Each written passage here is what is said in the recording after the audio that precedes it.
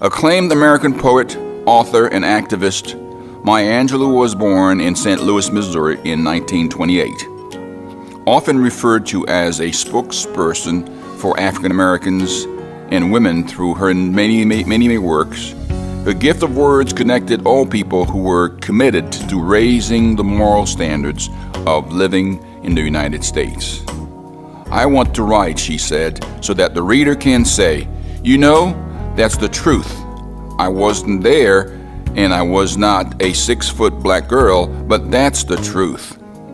Influenced by black authors like Langston Hughes, W.E. Du Bois, and Paul Laurence Dunbar, her love of language developed at a young age.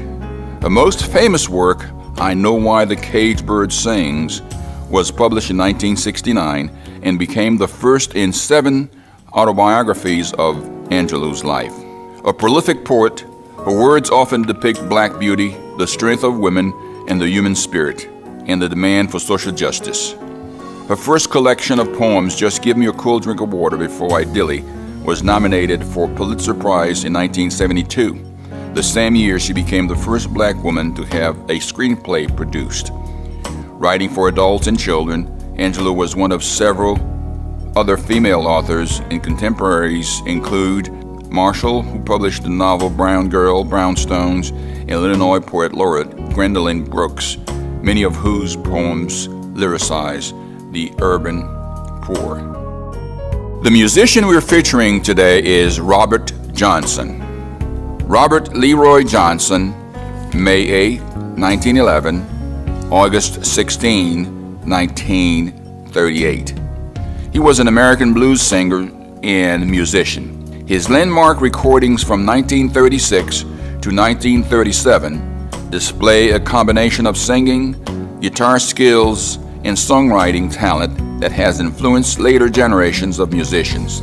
Johnson's shadowy, poorly documented life and death at age 27 have given rise to much legend, including the Faustian myth that he sold his soul at a crossroads near Dockery Plantation to achieve success, where today stands a copper statue of Johnson himself. As an itinerant performer who started mostly on street corners, in juke joints, and at Saturday night dances, Johnson is now recognized as a master of the blues, particularly of the Mississippi Delta blues style.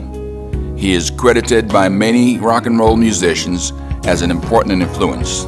Eric Clapton also called Johnson the most important blues singer that ever lived.